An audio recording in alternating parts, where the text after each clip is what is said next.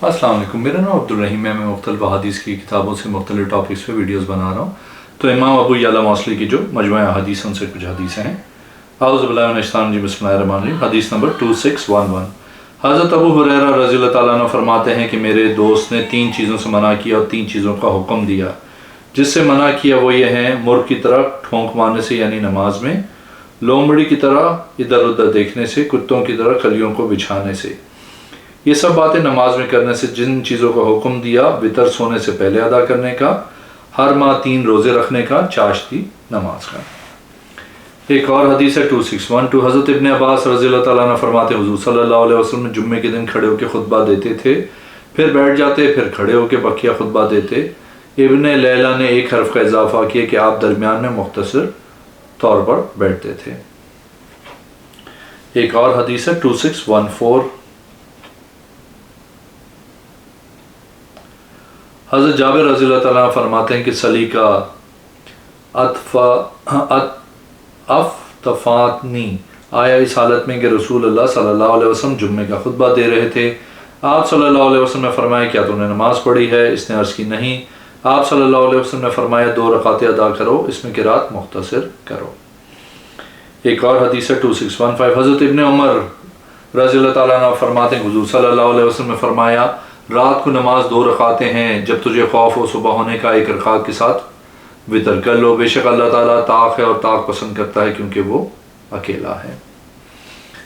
एक और हदीस है 2617।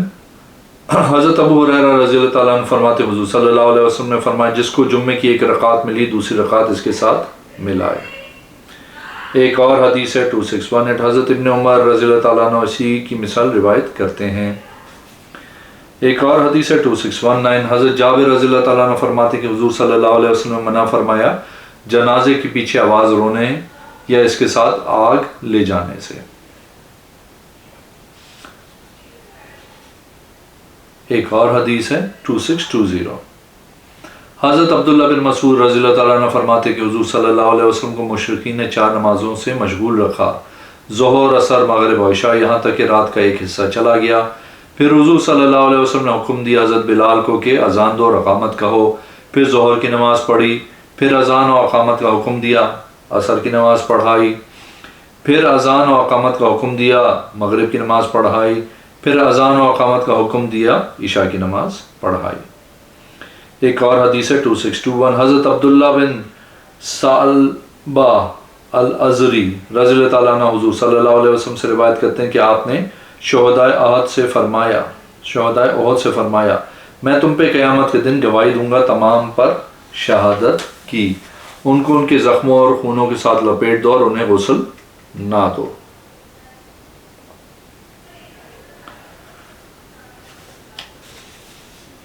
एक और हदीस है 2624। हज़रत अबू हुरैरा रज़ियल्लाहु ताला अन्हु फरमाते हैं, हुज़ूर सल्लल्लाहु अलैहि वसल्लम ने फरमाया, जो लैलतुल क़द्र की रात ईमान और सवाब की नीयत से क़याम करे, इसके पहले गुनाह माफ़ कर दिए जाते हैं। एक और हदीस है 2625। हज़रत अबी बकरा अपने वालिद से रिवायत करते हैं कि वो फरमाते हैं, मैंने हुज़ूर सल्लल्लाहु अलैहि वसल्लम को नालैन शरीफ में नमाज़ पढ़ते हुए देखा। अगर साफ़ हो, गंदगी वगैरह ना हो तो जायज़ है, लेकिन बेहतर है कि उतार कर पढ़े। एक और हदीस है 2628। हज़रत सईद मौला शकरान मौला रसूलुल्लाह सल्लल्लाहु अलैहि वसल्लम फरमाते हैं कि हज़रत इब्न उमर रज़ियल्लाहु ताला अन्हु बयान करते हैं कि हुज़ूर सल्लल्लाहु अलैहि वसल्लम ने गधे पे नमाज़ पढ़ी, नफली, इस हालत में कि इसका मुंह खैबर की जानिब था। एक और हदीस है 2629। हज़रत आयशा रज़ियल्लाहु ताला अन्हा फरमाती कि औरत ने पूछा, हालत हैज़ में रोज़ों की क़ज़ा है और नमाज की क़ज़ा नहीं है, ऐसा क्यों है? हज़रत आयशा रज़ियल्लाहु ताला अन्हा फरमाती हैं, तो हरविया है, हम हुज़ूर सल्लल्लाहु अलैहि वसल्लम के साथ होती थी, हम रोज़ों की क़ज़ा करते थे और नमाज की क़ज़ा नहीं करते थे। एक और हदीस है 2630। हज़रत आयशा रज़ियल्लाहु ताला अन्हा फरमाती हैं, सबसे पहले नमाज फ़र्ज़ 2 रकातें की गई, फिर इसके बाद मुक़ीम की नमाज में इजाफ़ा हुआ और सफ़र की नमाज को छोड़ दिया गया, यानी इस हालत में जिस हालत पर फ़र्ज़ हुई थी।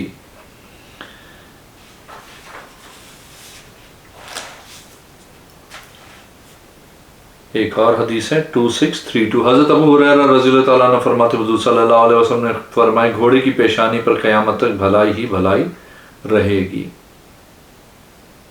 ایک اور حدیث ہے 2633، حضرت ابو ہریرہ رضی اللہ تعالیٰ عنہ فرماتے حضور صلی اللہ علیہ وسلم نے فرمائے گھوڑے کی پیشانی پہ قیامت تک بھلائی ہی بھلائی رہے گی۔ ایک اور حدیث ہے 2637، حضرت حماد بن زید فرماتے ہیں میں نے سلمہ بن علقمہ سے ملاقات کی، مجھے انہوں نے بیان کیا، وہ اس سے واپس آگے فرمایا جب تو ارادہ کرے اپنے ساتھی کو جھٹلانے کا اس کو تلقین کر۔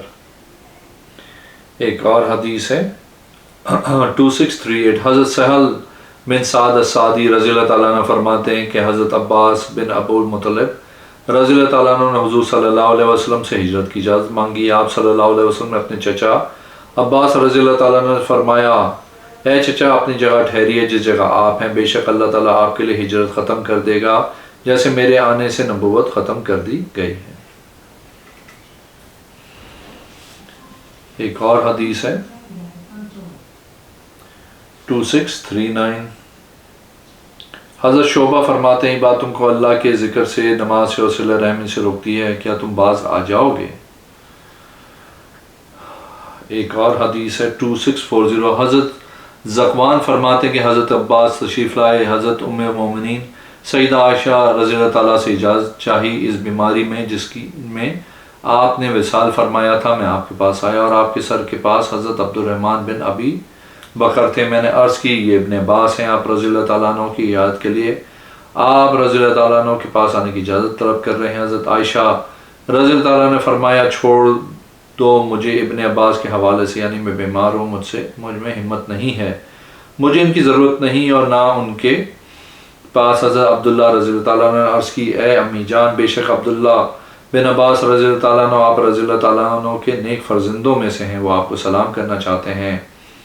حضرت عائشہ رضی اللہ تعالیٰ عنہ نے فرمایا ان کو اجازت دے دو اگر تو چاہتا ہے۔ حضرت ابن عباس رضی اللہ تعالیٰ عنہ تشریف لائے، اس کے بعد بیٹھ گئے۔ عرض کی اللہ کی قسم آپ کو خوشخبری ہو، آپ کے درمیان اور ان کے درمیان جو دنیا سے چلے گئے ان سے ملاقات کا اتنا وقت رہ گیا ہے جتنا روح کا جسم سے جدا ہونے کا ہے۔ آپ رضی اللہ تعالیٰ عنہ نے بھی کہا اے ابن عباس یہ بھی ہوگا؟ حضرت ابن عباس رضی اللہ تعالیٰ عنہ نے عرض کی آپ حضور صلی اللہ علیہ وسلم کی تمام ازواج پاک سے زیادہ محبوب تھیں، حضور صلی اللہ علیہ وسلم آپ ہی کو پسند کرتے تھے۔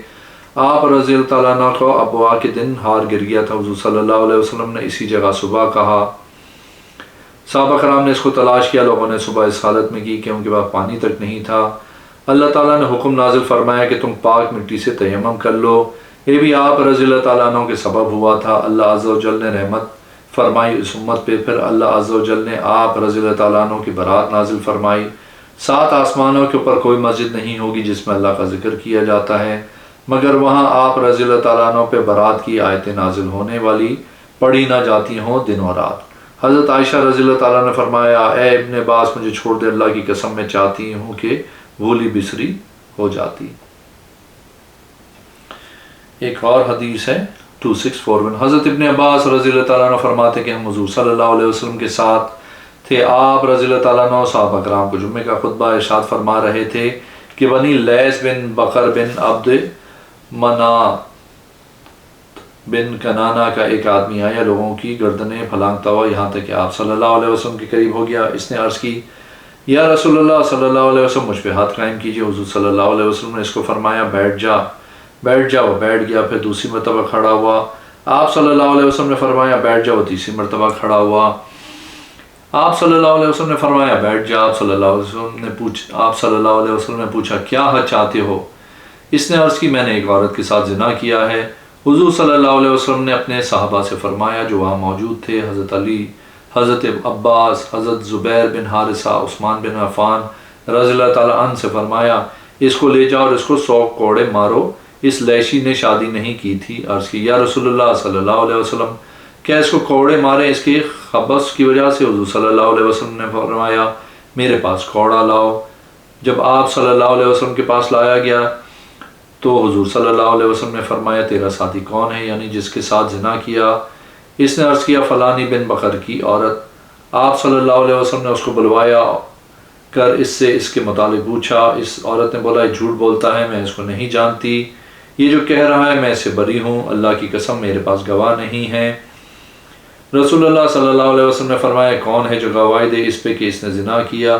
یہ عورت تو انکار کر رہی ہے، اگر تیرے پاس گواہ نہیں تو میں تم کو چھوڑ دوں، اس کو حد لگاتا ہوں ورنہ حد فریہ لگاتا ہوں۔ عرض کی یا رسول اللہ صلی اللہ علیہ وسلم میرے پاس گواہ نہیں۔ آپ صلی اللہ علیہ وسلم نے اس کو حد فریہ لگوائی 80 کوڑے۔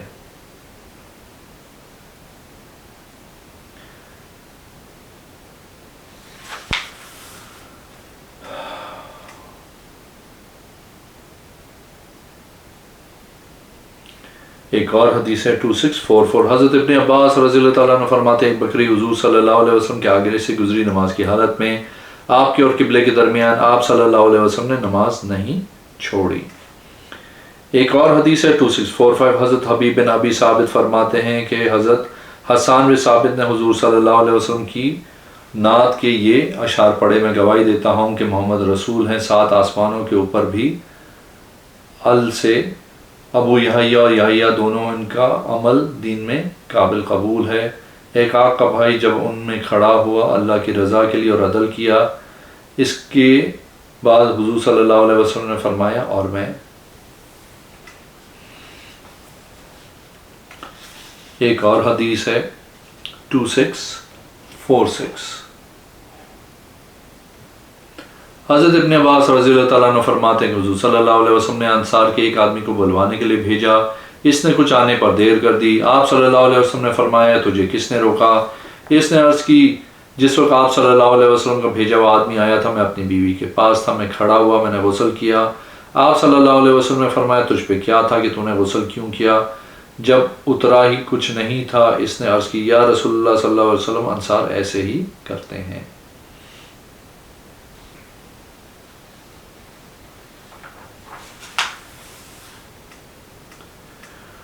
ایک اور حدیث ہے 2648، حضرت ابن عباس رضی اللہ تعالیٰ عنہ فرماتے ہیں اللہ عز و جل کے ارشاد کے متعلق از یکشا صدرا تو ما یکشا، کہ حضور صلی اللہ علیہ وسلم نے فرمایا میں نے اس کو دیکھا یہاں تک کہ میں ثابت قدم رہا، پھر سونے کا فرش حائل ہو گیا۔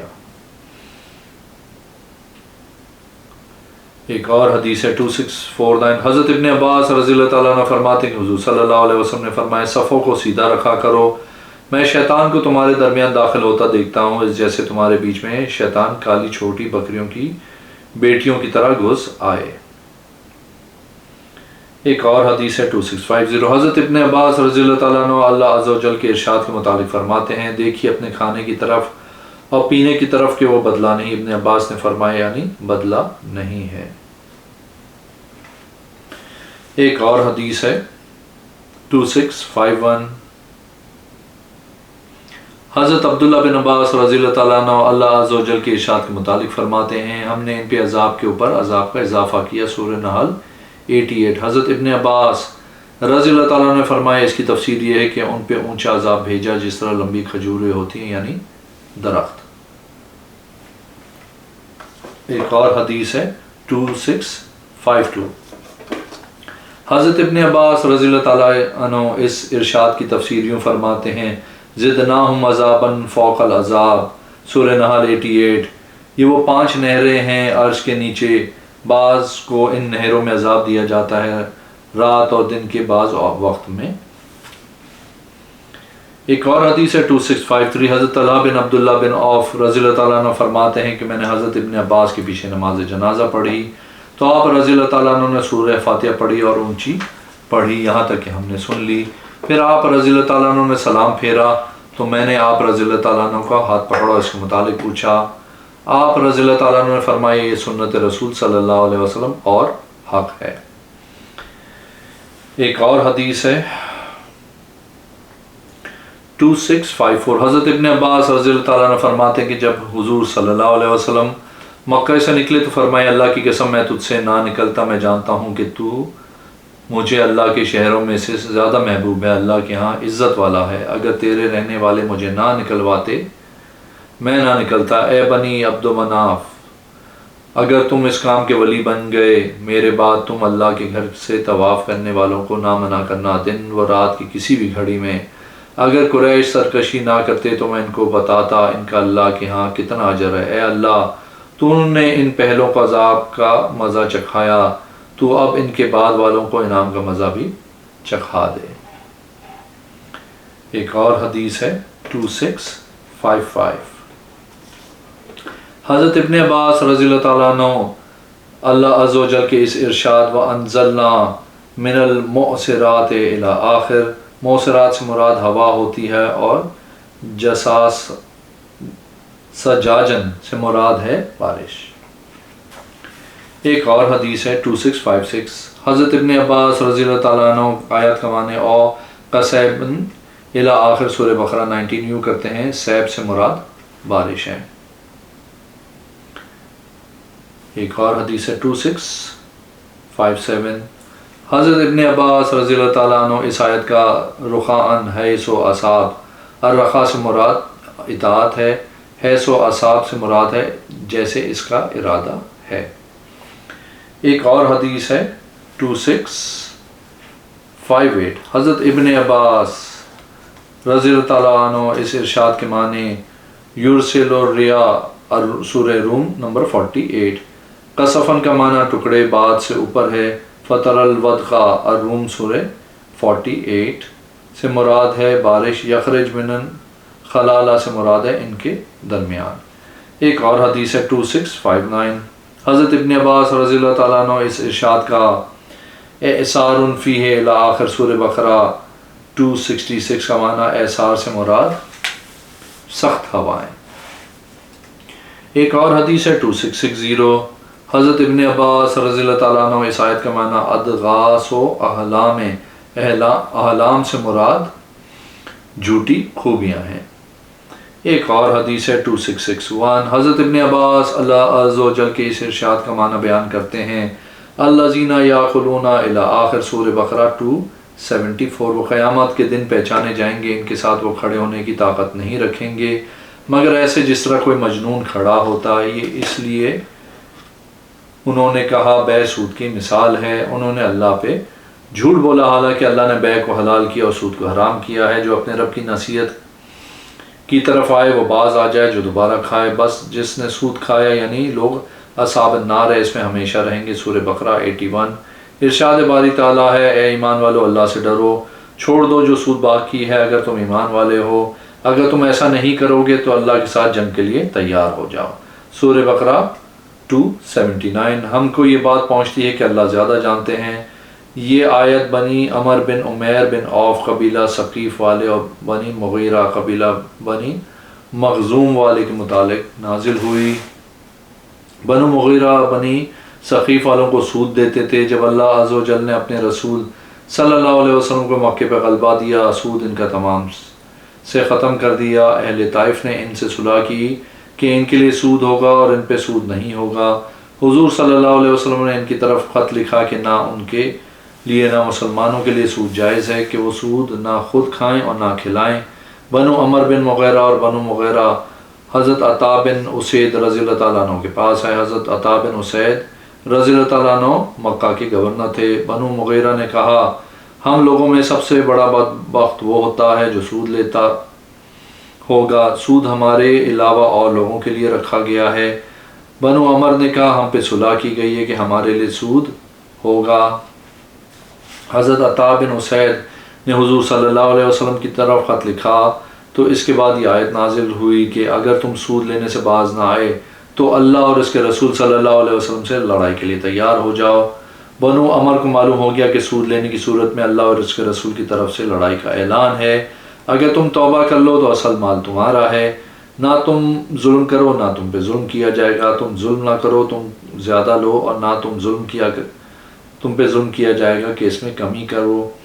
اگر تنگ دست ہو تو مہلت دو، اگر صدقہ کر دو تو تمہارے لیے بہتر ہے۔ اگر تم جانتے ہو اللہ سے ڈرو اور اس دن سے کہ تم اس کی طرف لوٹ کر جاؤ گے، پھر ہر جان کو پورا پورا اجر دیا جائے گا جو اس نے کمایا اور ان پہ ظلم نہیں کیا جائے گا۔ یہ آیت ذکر کی اور سورہ نساء کی آیت ذکر کی، دونوں قرآن کی آخری آیت نازل ہوئی۔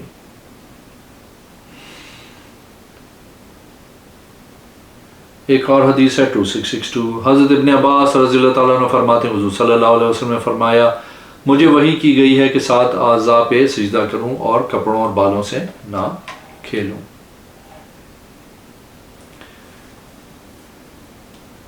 ایک اور حدیث ہے 2663، حضرت ابن عباس رضی اللہ تعالیٰ عنہ فرماتے ہیں حضور صلی اللہ علیہ وسلم نے کلی کی اور ناک میں پانی ڈالا اور اپنے چہرے دونوں ہاتھوں کو کوہنیوں تک دھویا، ایک ایک مرتبہ سر کا مسح کیا۔ ہمارے اصحاب فرماتے ہیں حضرت ابن عباس رضی اللہ تعالیٰ نے فرمایا آپ نے دونوں پاؤں بھی دھوئے۔